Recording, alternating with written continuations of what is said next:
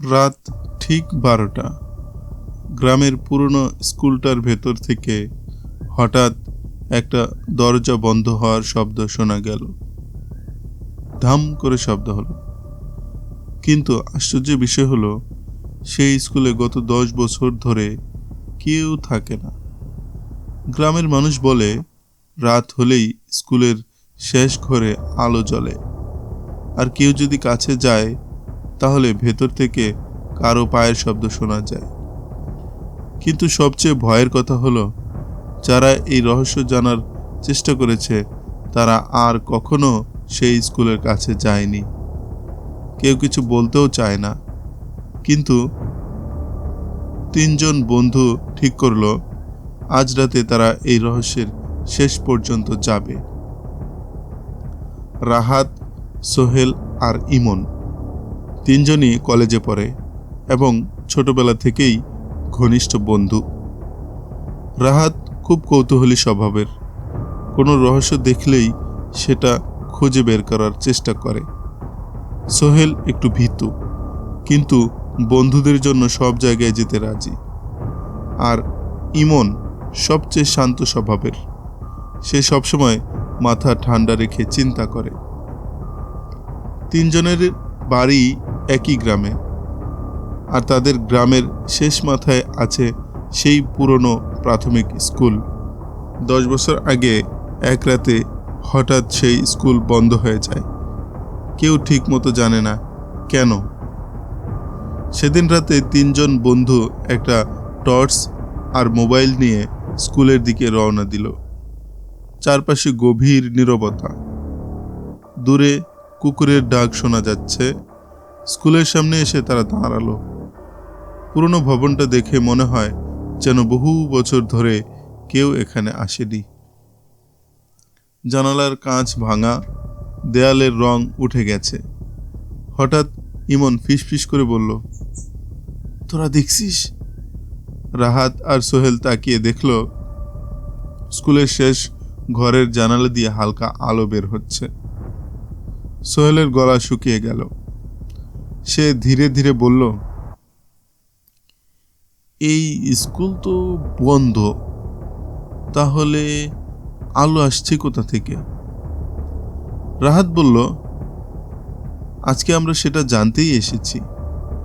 3জন ধীরে ধীরে ভেতরে ঢুকলো।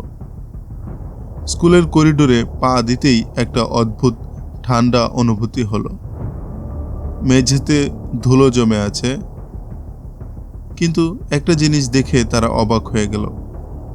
ধুলোর মধ্যে তাজা পায়ের ছাপ। মানে কেউ কিছুক্ষণ আগেই এখানে হেঁটেছে। সোহেল কাপা গলায় বলল, আমরা কি সত্যি ভেতরে যাব? রাহাত বলল, এত দূর এসে কি ফিরে যাব নাকি? তারা ধীরে ধীরে শেষ ঘরের দিকে এগোতে লাগলো।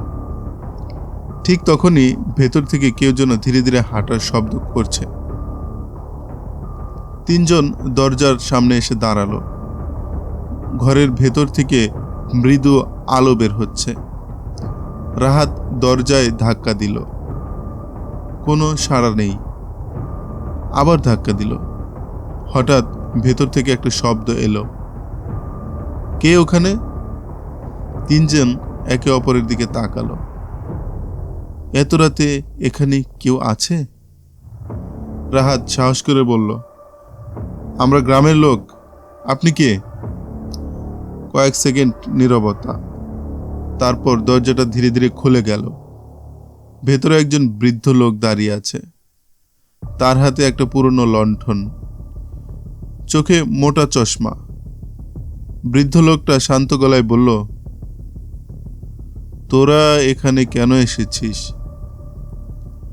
রাহাত বলল, গ্রামে সবাই বলে এই ঘরে রাতে আলো জ্বলে, তাই দেখতে এলাম।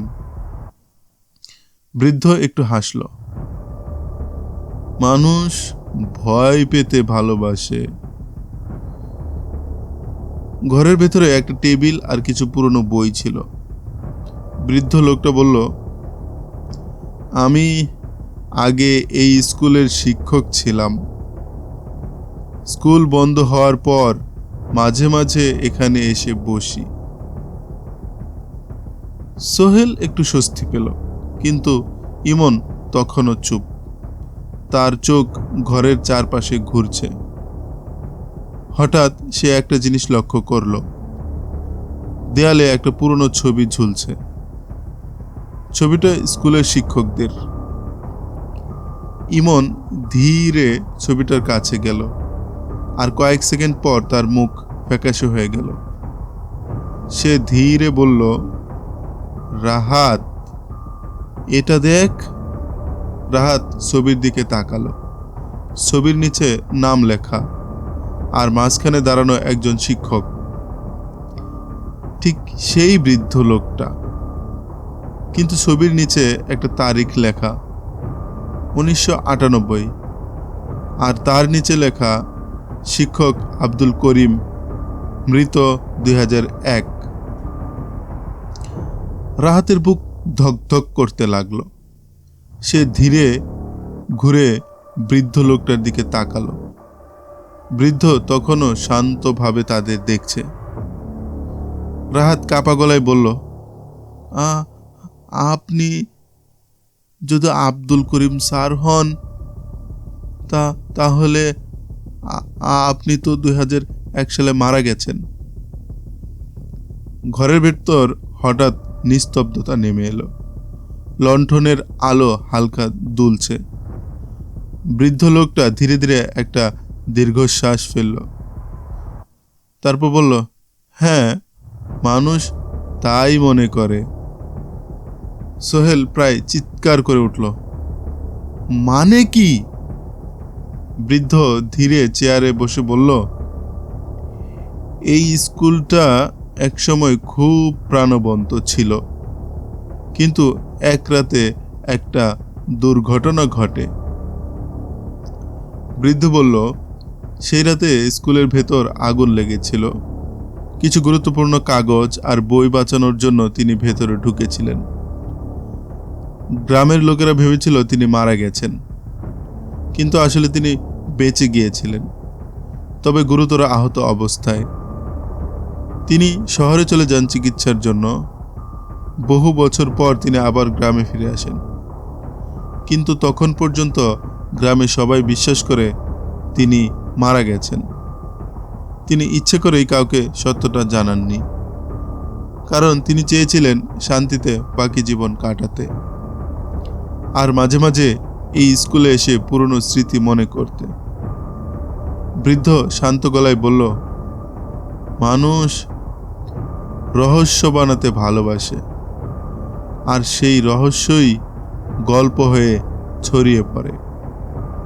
সুপ্রিয় সুধী, আজকের গল্প থেকে আমরা যা শিখলাম, রাহাত, সোহেল আর ইমন নীরবে দাঁড়িয়ে রইল।